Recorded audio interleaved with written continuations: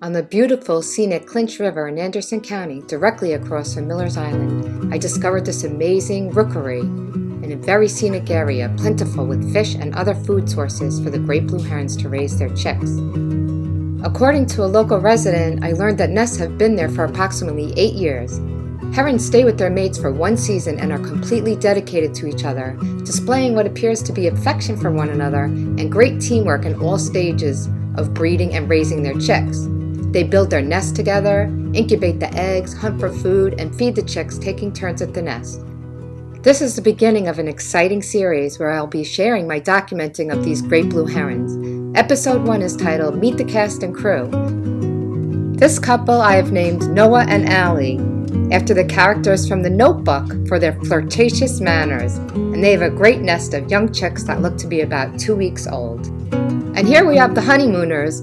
I'm calling them Ralph and Alice. So far, they're just having fun at the breeding stage of their relationship.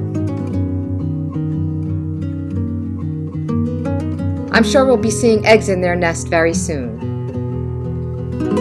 Here's a lone adult heron with 3 new chicks in the nest I'm calling Sergeant Pepper, since he appears to be standing at attention. Here's a nest with 5 eggs in it I'm calling the herons Jack and Ellie, after my parents, since there are 5 girls in my family.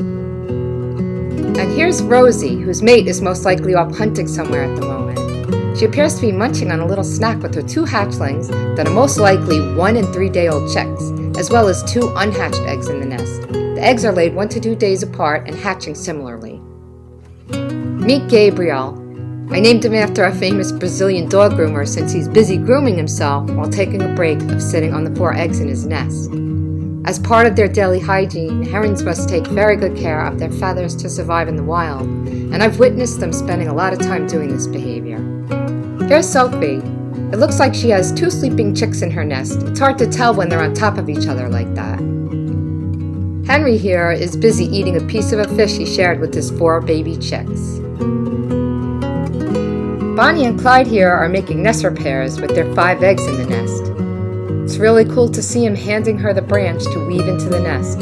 Also, I love seeing the river rushing below it. This is really beautiful scenery here at this rookery. Back at Henry's nest here, I love watching the chicks eat. If the mate shows up, I've decided to call her Henrietta. Rosie's chicks are so adorable here. Brand new babies, all white and fluffy, covered in down.